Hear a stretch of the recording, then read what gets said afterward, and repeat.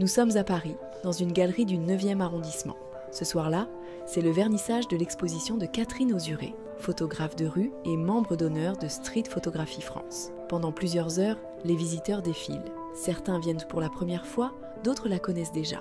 Ils découvrent les images, échangent quelques mots avec Catherine, posent des questions, s'arrêtent longuement devant certaines photos. L'ambiance est simple, chaleureuse. Sur la table, du vin, quelques biscuits. Sur les murs, des fragments de vie, des scènes urbaines, des instants capturés dans la rue, toujours dans cette tension entre le réel et l'invisible. Avec l'équipe de Street Photography France, on a voulu garder une trace de cette soirée. Pas seulement pour documenter un événement, mais pour raconter une histoire. Celle d'une femme, d'une photographe, d'un regard. Il y a 1 an, nous avions réalisé une première interview avec Catherine. Elle y parlait de sa relation à Paris, de son parcours, de sa façon très personnelle d'aborder la photographie de rue.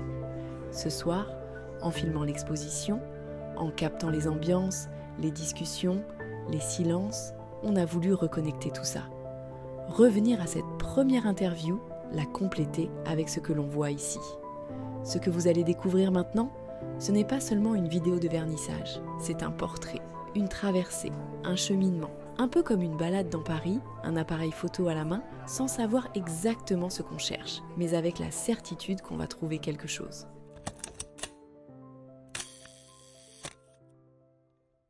Je me présente, Catherine Ozuré, je suis street photographe à Paris. Et voilà, c'est le jour de mon exposition, c'est mon jour. Et j'expose pendant 3 jours, rue de Vintimille, dans le 9e. Et j'espère que beaucoup de gens viendront. Déjà, beaucoup de gens de Street Photography France se sont présentés là et sont déjà en train de visiter. Donc je suis très contente.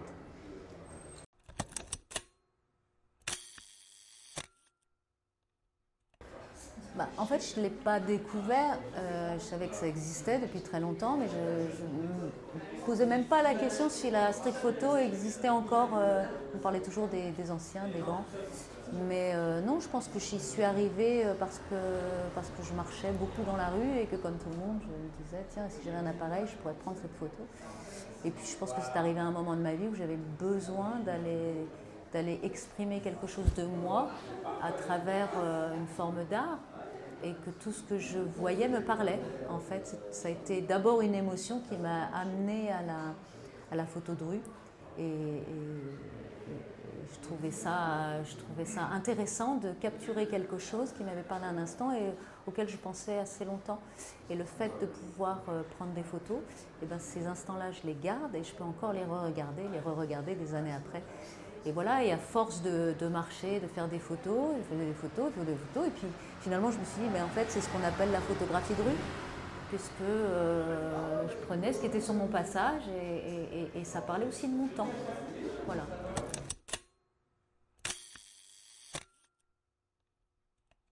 Une scène en particulier, en fait, ça n'a pas changé ma perception de la rue, parce que la perception de la rue, c'est toujours la même. Mais par contre, je me suis dit que la rue, c'était pas que joli. Et quand j'ai commencé à faire beaucoup de photos dans des manifestations, on va dire, politisées, je me suis dit quand même que la rue était quand même très violente et que je n'allais pas devenir photojournaliste ni reporter et que je préférais continuer à aller chercher des choses du quotidien. Et j'avais surtout envie de garder en mémoire, dans ma mémoire et dans les photos que je propose aujourd'hui, des gens qui ne savent même pas qu'ils ont été vus.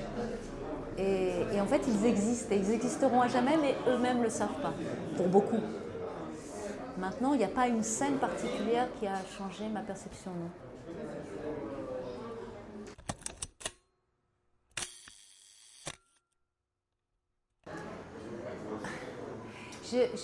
J'aurais plutôt envie de parler d'une photo qui aurait pu être marquante si j'avais eu le temps de la prendre.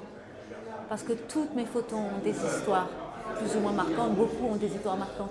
Mais la photo de rue que je regrette, et qu'en fait j'ai dans ma tête mais que je ne verrai jamais, c'est, je jouais parce que je fais de la batucada brésilienne, je revenais du Luxembourg, j'avais mon instrument et j'avais ce jour-là d'essayer de prendre mon appareil photo, ce que je ne fais jamais parce que je ne peux pas faire 2 choses en même temps. Et je suis arrivée près de Odéon Et il y avait, je sais pas, un happening de poètes qui déclamaient dans un micro qu'on entendait sur plusieurs rues à la ronde. Et je suis arrivée là en leur demandant qu'est-ce que c'était que cet événement. Et juste derrière moi, il y avait une bouche de métro qui est quand même un spot kiffant pour tous les photographes de rue qui aiment avoir une photo très particulière de gens dont tout s'envole dès qu'ils passent dessus.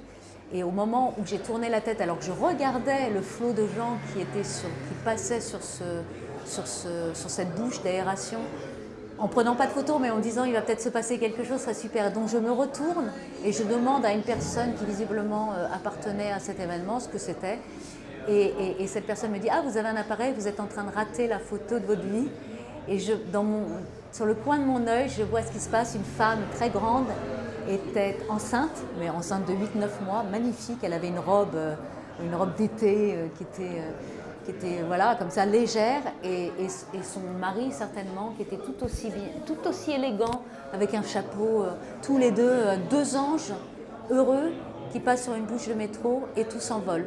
Le chapeau, la cravate qui part, la robe de cette femme qui se soulève, révélant son super joli ventre de femme enceinte, et les deux éclatant de rire.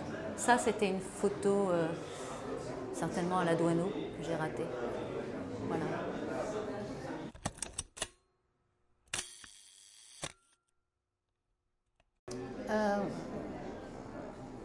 Je dirais que c'est un style dans la même veine que la photographie de rue française humaniste.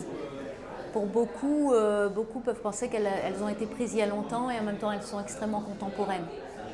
Mais je pense que j'ai un côté nostalgique peut-être dans la façon de prendre des photos, mais je ne suis pas du tout inspirée ni n'essaye de reproduire des choses que de grands photographes ont fait, ça n'aurait pas d'intérêt. Cependant, sur mon parcours, même si je n'ai pas du tout en mémoire des références, je vais shooter des choses qui se rapprocheront. D'ailleurs, on m'a souvent dit ce que tu fais parfois ressemble aussi étonnamment à Viviane Maier. Sauf qu'on n'est pas à New York, on est à Paris. Mon style et son style, on a peut-être le même genre d'émotion. Voilà. Oui, certainement, il évolue. Je n'ai pas conscience qu'il évolue. Mais j'aimais la fraîcheur, la candeur du début, des 5-6 premières années où j'ai pris des photos. Je ne recherchais rien. Maintenant, comme j'ai fait le tour de beaucoup de choses, je me rends compte que quand je pars, je ne me dis plus, voilà, c'est pas grave. Je cherche à trouver un sujet. Et plus de déception qu'avant. Avant, tout était à prendre. Aujourd'hui, moins de choses sont à prendre. Et je ne regrette pas les photos où j'ai tout pris, mais je n'ai pas tout gardé. Aujourd'hui, j'évolue certainement aussi. Oui, tout est une histoire aussi d'humeur, d'émotion du jour. Si je ne me lève pas, c'est comme aller travailler avec des gens avec lesquels vous êtes obligé de travailler tous les jours. On n'est pas obligé tout le temps de les apprécier.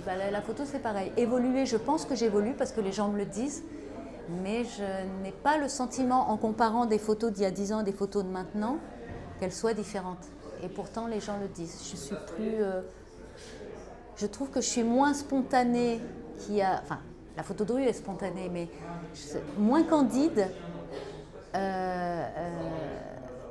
plus réfléchie.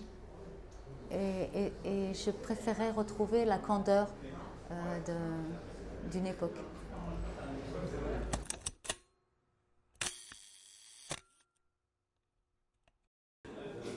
Il n'y a pas d'instant parfait, je crois. Il y a l'instant où tu es là, il se passe quelque chose. Mais peut-être que quand tu es parti, il va se passer autre chose, qui est peut-être encore mieux. Je ne suis pas sûre qu'il y ait un instant parfait. Par contre, il y a, comme on dit en anglais, je crois, c'est at the right time. Mais non, comment ils disent même, quand les gens regardent la photo, ils pensent que tu as fait quelque chose au bon moment. Mais encore une fois, moi je ne sais pas ce qui s'est passé avant ou ce qui s'est passé après. Ce qui explique aussi qu'il y a beaucoup de photos ratées. Il y a des choses que l'on voit au loin. Souvent, moi, je vois les targets au loin, je vois des choses qui se passent. Parfois, il m'arrive même de courir parce qu'il y a l'instant T de ce que j'ai vu est là. Et quand j'arrive, soit, comme par hasard, la personne s'en va ou la scène est finie, soit il se passe autre chose et je la prends, mais qui est dans la même veine que ce que j'ai vu. Mais la spontanéité, elle est entre... La spontanéité, en fait, il ne faudrait pas réfléchir. Et c'est pour ça que maintenant, je réfléchis plus. Avant, je ne réfléchissais pas. Là, les 2 secondes que tu peux passer, même la seconde et demie où tu peux passer, tu sais, parce qu'en fait, tu vois. Voilà, je regarde, je vois, mais oui, non, oui, non. Et en fait, c'est des... donc, la spontanéité, elle devrait s'associer à pas de cerveau, pas de réflexion, pas de...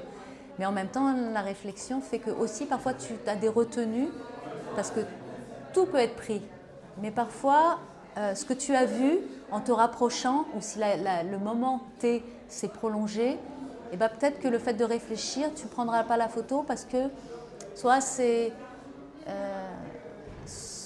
pas que c'est pas assez bien, mais soit il y a un manque de pudeur, soit... Enfin, c'est pas définissable, mais il y a ton inconscient enfin, ton conscient a vu quelque chose, ton inconscient, si tu continues et tu prends la photo, ton inconscient agit.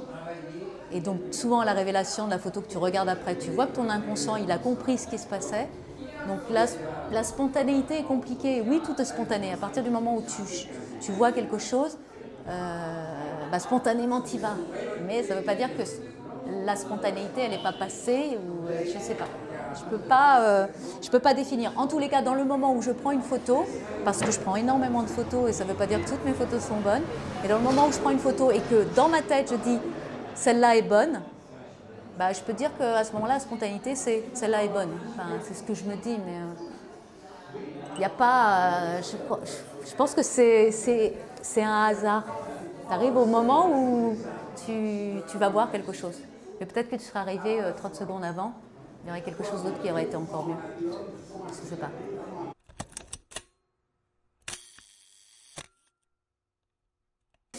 Je serais tentée de te dire 150% pour la première, 150% pour la deuxième. Si je n'ai pas d'émotion et si je n'ai pas de narration, si je prends une photo, c'est parce qu'elle m'a raconté quelque chose, de près ou de loin. Ça m'a parlé. Je ne constitue pas l'image, mais souvent, j'ai ce qui s'est passé avant. Et ce qui va se passer après, ça me raconte. Moi, j'ai l'historique de l'image. Moi, j'ai mon histoire de pourquoi j'ai pris la photo.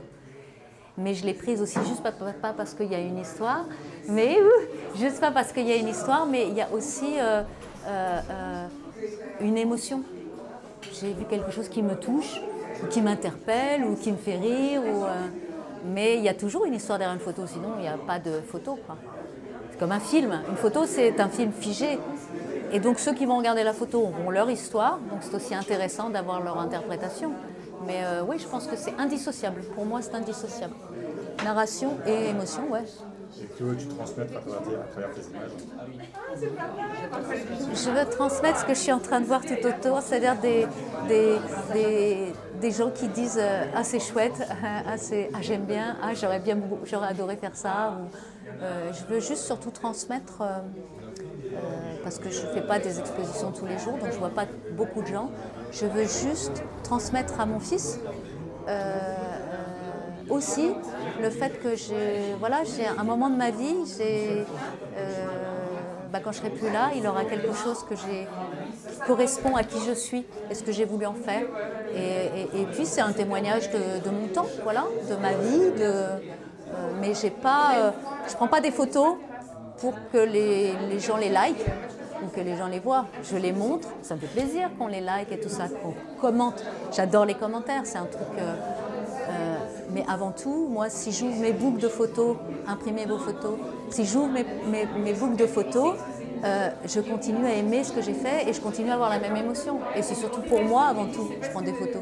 Sinon, je fais autre chose. Sinon, je ne continuerai pas. Je ne me lèverai pas le matin en me disant, en trépignant, en me disant, bon, je vais où j'y vais, quoi. Merci. Merci à toi d'être passé. Merci à vous pour vos soutiens. Regardez les jeunes. Il y a plein de catalogues à vous, de magazines, pardon. Et il y a plein de, encore une fois, je le redis, il y a plein de membres de Street Photography France qui sont là et ça fait vraiment, vraiment plaisir de rentrer en contact, pas tant de les voir que de leur parler. Pardon. Merci à vous. En fait, je voulais dire aussi qu'il y a beaucoup de street photographes, il y a beaucoup de gens qui ont du talent et il y a des gens qui ont la chance sur leur chemin de rencontrer des gens qui vont les emmener vers des connaissances ou des endroits qui vont leur permettre de montrer leur travail. Et moi, j'ai eu la chance de rencontrer Mathieu Isaya, sa société Fenice. Et alors je ne fais pas de promo du tout ni de pub, je veux juste dire que ça c'est hyper touchant parce que ça me permet de faire toute cette exposition et des gens comme Mathieu, c'est précieux.